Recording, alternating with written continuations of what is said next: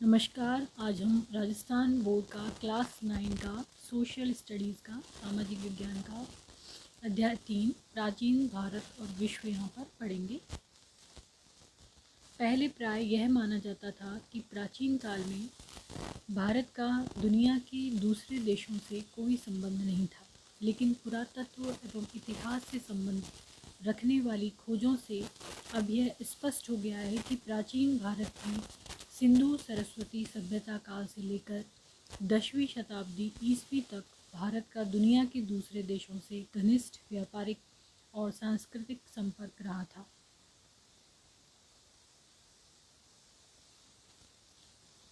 सिंधु सरस्वती सभ्यता काल से लेकर 10वीं शताब्दी ईस्वी तक। सिंधु सरस्वती सभ्यता काल से लेकर गुप्त वंशी सम्राटों के समय तक मिस्र, मेसोपोटामिया, यूनान, रोम आदि पश्चिमी देशों के साथ भारत के व्यापारिक और सांस्कृतिक संबंध थे।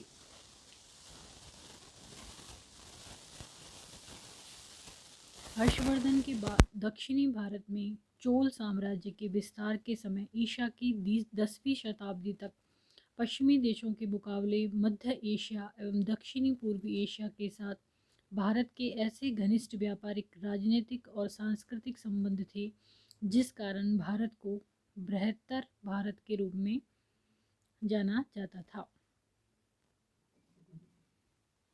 बृहत्तर भारत संसार के मानचित्र में आज भारत को जिन भौगोलिक और राजनीतिक सीमाओं में दिखाया जाता है, पहले भारत इतना छोटा या सीमित नहीं था, वह और भी बड़ा था।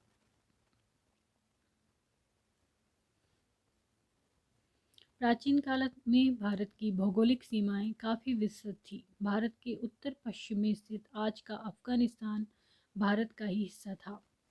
पूरे मध्य एशिया के भूभाग में भारत की संस्कृति और जीवन प्रणाली फैली थी। इधर पूरब में भारत की भौगोलिक सीमाएं बर्मा, म्यांमार तक विस्तृत थी। इसके अलावा भारत के दक्षिणी पूर्व में बंगाल की खाड़ी से और भी पूर्व दिशा में स्थित मलाया, जावा, सुमात्रा, बर्मा, म्यांमार, बोर्नियो, बाली, चंपा, हिंद चीन, इंडोनेशिया, श्याम, कंबोडिया तथा सूरीनाम आदि द्वीप समूह और श्रीलंका भारत के ही अंग थे। यहाँ भारत के राजाओं का आधिपत्य था। इन द्वीपों में रहने वाले निवासी भारतीयों की तरह ही जीवन बसर करते थे। तब प्राचीन काल से लेकर लगभग 10वीं शताब्दी तक वास्तविक स्थिति यह थी कि भारत के पश्चिम में मध्य एशिया के भूभागों से लेकर इधर पूर्व में बर्मा और दक्षिणी पूर्वी एशिया के द्वीप समूह तक और उत्तर में तिब्बत से लेकर दक्षिण में श्रीलंका तक के भूभाग में भारतीय जीवन लहराता था। जीवन के विविध पक्षों में भारत और भारत की संस्कृति ही नजर आती थी। तब भारत बड़ा और बड़ा से भी बड़ा नजर आता था। बड़ा शब्द को संस्कृत में बृहत्तर बोला जाता है। इसलिए इतिहासकार एशिया के इस भूभाग को, जहाँ प्राचीन काल से लेकर 10वीं शताब्दी तक भारत की संस्कृति फैली हुई थी, बड़े से बड़ा भारत अथवा बृहत्तर भारत के नाम से पुकारते हैं। संक्षेप में बृहत्तर भारत के अंतर्गत भारत के भूभाग के साथ उन देशों को सम्मिलित माना जाता है जहाँ प्राचीन काल में भारतीयों का राजनीतिक एवं सांस्कृतिक प्रभुत्व था। बृहत्तर भारत में भारतीय संस्कृति के प्रचार प्रसार के निम्न कारण थे। भौगोलिक कारण।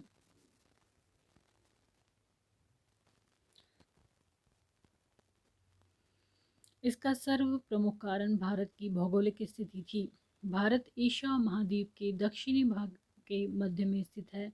इस स्थिति के कारण ही भारत का अन्य देशों के साथ संबंध रहना स्वाभाविक था। आर्थिक कारण। प्राचीन काल में भारत एक उन्नत देश था और यहाँ के बने हुए सामान की विदेशों में प्रचुर मांग थी। भारतीय व्यापारी विदेशों में अपना माल बेचने जाते थे। भारत से जाने वाले कई व्यापारी विदेशों में जाकर बस गए थे और कई आते जाते रहते थे। इन व्यापारियों के दूसरे देशों में आने जाने और बसने के साथ उन्नत भारतीय सभ्यता और संस्कृति का उन देशों में प्रचार प्रसार स्वाभाविक था। धार्मिक कारण, बौद्ध धर्म के उदय से पूर्व जो व्यापारी आर्थिक कारणों से दक्षिणी पूर्वी एशिया में बसे, उन्होंने हिंदू धर्म की मान्यताओं का प्रसार किया। बौद्ध धर्म के उदय के पश्चात भारत से कई बौद्ध धर्म प्रचारक समय समय पर अन्य देशों में धर्म प्रचार के लिए गए। इन धर्म प्रचारकों ने विदेशों में मात्र धर्म को ही नहीं फैलाया, बल्कि भारतीय सभ्यता और संस्कृति का भी प्रचार किया। इसके अलावा दक्षिणी पूर्वी द्वीप समूह में चोल राजाओं ने हिंदू धर्म के प्रचारक भेजे। इनके साथ कई भारतीय साहित्यकार, कलाकार आदि इन देशों में गए और उन सब ने मिलकर वहाँ भारतीय संस्कृति, भाषा, साहित्य, कला, धर्म आदि का प्रचार किया। राजनीतिक कारण, प्राचीन काल में भारत के कई राजा और राजकुमार दक्षिण पूर्वी एशिया के भागों में गए और वहां उन्होंने अपने राज्य एवं उपनिवेश संस्थापित किए। इन भागों में इस प्रकार के राज्यों तथा उपनिवेशों की स्थापना के साथ भारतीय विचारधारा, भाषा, संस्कृति और सभ्यता का सरलतापूर्वक विदेशों में प्रसार हुआ।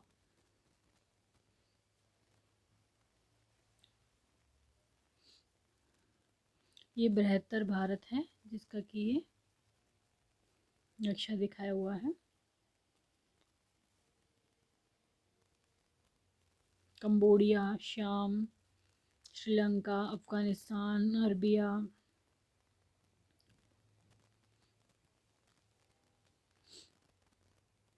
इन सभी कारणों की पृष्ठभूमि में भारतीय सभ्यता और संस्कृति का मध्य एशिया एवं उत्तरी पूर्वी तथा दक्षिणी पूर्वी एशिया के देशों में प्रसार हुआ। मध्य एशिया,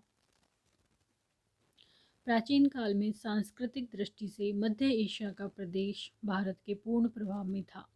इस प्रदेश के खोतान, कूचा, कारा शहर, तूफान आदि स्थल भारतीय संस्कृति के प्रमुख केंद्र थे। इन प्रदेशों में हुई पुरातात्विक खुदाई में निकले अवशेषों, मूर्तियों, भित्ति चित्रों तथा वहाँ के प्राचीन साहित्य में वर्णित गाथाओं और राजाओं के नामों आदि से स्पष्टता ज्ञात होता है। इन भागों में भारतीय धर्म, भाषा, लिपि तथा कलात्मक प्रवृत्तियों का अत्यधिक प्रचार था। खोतान भारतीय सभ्यता और संस्कृति का बहुत बड़ा केंद्र था। वहाँ बौद्ध धर्म की महायान शाखा के अनुयायी अत्यधिक संख्या में रहते थे। यहाँ इतनी अधिक संख्या में भारतीय बस चुके थे कि उन्होंने स्थानीय लोगों को भारतीय रंग में रंग दिया था। खोतान की भांति कूचा भी भारतीय संस्कृति का प्रमुख केंद्र था। यहाँ की लगभग संपूर्ण जनता बौद्ध धर्म का पालन करने वाली थी। लगभग 1000 स्तूपों एवं विहारों का यहाँ का निर्माण किया गया था और संस्कृत भाषा, भारतीय ज्योतिष, आयुर्वेद, कला का प्रचलन था। यहाँ के शासकों के नाम भारतीय थे, जैसे हरदेव, स्वर्गदेव आदि।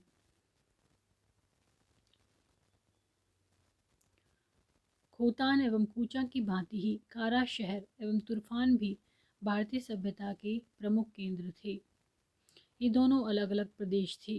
कारा शहर के लिए कहा जाता है कि यह कनिष्क के साम्राज्य का एक महत्वपूर्ण भाग था। तुर्फान प्रदेश में भी 5वीं शताब्दी तक बौद्ध धर्म का प्रचार हो चुका था। यहाँ पर हुई खुदाई में बौद्ध विहारों, स्तूपों तथा मूर्तियों के अवशेष प्राप्त हुए हैं, जिनसे इस क्षेत्र में भी भारतीय संस्कृति एवं सभ्यता के प्रभाव का ज्ञान होता है। 8वीं शताब्दी में जब से इस्लाम ने यहाँ प्रवेश किया तो यहाँ से भारतीय सभ्यता एवं संस्कृति बड़ी तेजी से लुप्त हो गई। अफगानिस्तान, प्राचीन काल में अफगानिस्तान तो भारत का ही एक अंग था। ऋग्वैदिक काल में भारतीयों की बस्तियां यहाँ फैली हुई थी। मौर्य काल में भी अफगानिस्तान भारतीय साम्राज्य का अंग था। वस्तुतः प्राचीन काल में अफगानिस्तान उत्तर भारत का एक भाग था, जहाँ के लोग मध्य भारत की भाषा बोलते थे। बौद्ध धर्म यहाँ फला फूला था। बौद्ध धर्म के अतिरिक्त यहाँ हिंदू धर्म का भी बड़ा प्रचार था।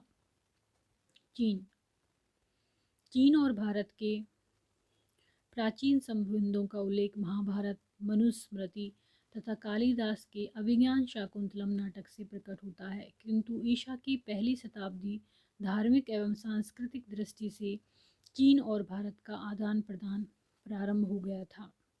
लगभग 65 ईस्वी में चीनी सम्राट मिंगती धर्मरतन तथा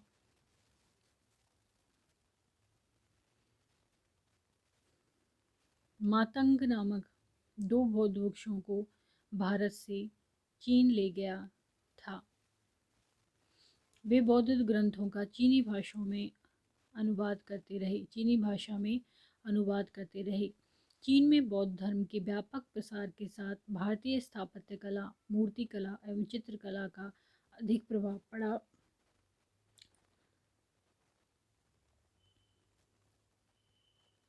भारतीय गणित, ज्योतिष, चिकित्सा तथा संगीत का भी वहाँ काफी प्रचार हुआ। चीन में कई बौद्ध मंदिर एवं गुहा मंदिर बनाए गए। भारतीय चित्र शैली का अनुसरण कर कई भित्ति चित्र बनाए गए तथा भारतीय शैली की वहाँ कई मूर्तियाँ बनने लगी। चीन से ही बौद्ध धर्म कोरिया और जापान तक फैला।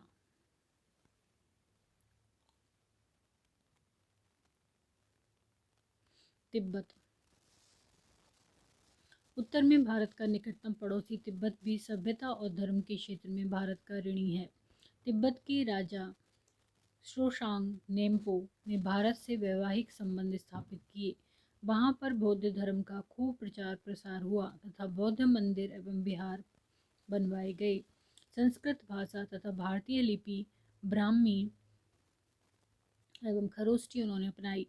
इसके साथ ही कई तिब्बती छात्र भारतीय विद्यालयों में आकर अध्ययन करने लगे। श्रीलंका।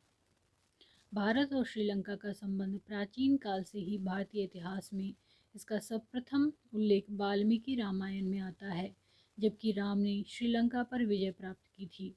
मौर्य काल के इतिहास में प्रकट होता है कि सम्राट अशोक ने बौद्ध धर्म के प्रचारार्थ अपने पुत्र महेंद्र व पुत्री संघमित्रा को श्रीलंका भेजा था और वहाँ के राजा तिस्सा ने बौद्ध धर्म स्वीकार कर उसे राजकीय संरक्षण प्रदान किया था।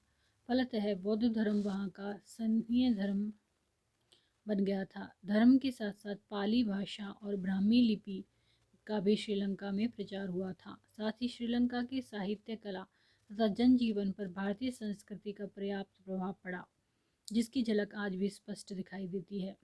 बर्मा।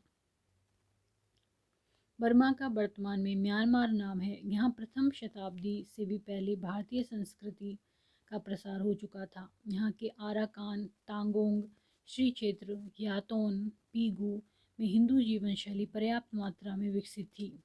बर्मा के कई लेख संस्कृत व पाली भाषा में हैं। हिंदू देवी देवताओं के कई स्मारक बर्मा में पाए गए हैं।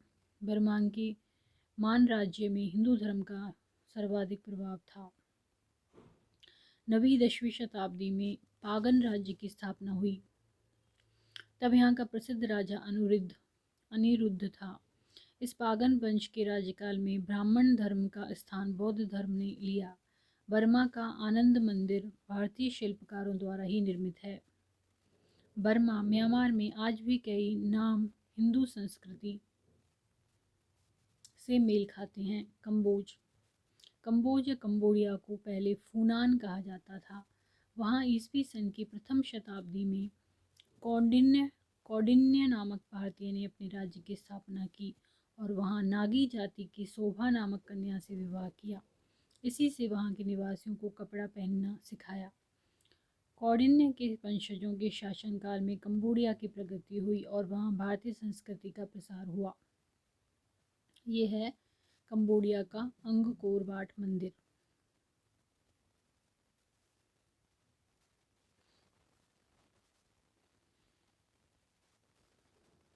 नवीं शताब्दी में के प्रारंभ में जयवर्मा के वंशजों के काल में कंबोडिया में भारतीय भाषा, संस्कृत, दर्शन, साहित्य, गणित तथा ज्योतिषी का वहाँ प्रचार हुआ। इसी वंश के राजा सूर्यवर्मा द्वितीय ने अंगकोर वाट नामक प्रसिद्ध विष्णु मंदिर का वहाँ निर्माण करवाया। यह मंदिर भारतीय स्थापत्य कला का उत्तम नमूना है। इसी तरह जयवर्मा सप्तम ने अंगकोर थोम नामक एक और वैष्णव मंदिर का निर्माण करवाया। कंबोडिया के अभिलेखों तथा अन्य ऐतिहासिक अवशेषों से ज्ञात होता है कि वहाँ के नगरों के नाम भारतीय नगरों के समान थे। जैसे ताम्रपुर, आढ़्यपुर, विक्रमपुर। कंबोडिया में यज्ञादिक का भी प्रचार था एवं प्राचीन भारतीय शिक्षा प्रणाली के अनुरूप आश्रमों में शिक्षा का कार्य होता था। वहीं प्राचीन मंदिरों में शिव, विष्णु, उमा, ब्रह्मा, सरस्वती, गंगा, चंडी, लक्ष्मी, गणेश आदि की मूर्ति पूजा प्रचलित थी और वेद, पुराण, रामायण, महाभारत आदि भारतीय साहित्य का प्रचार था। वहाँ के प्राचीन मंदिरों में शिव और विष्णु के मंदिर अधिक हैं।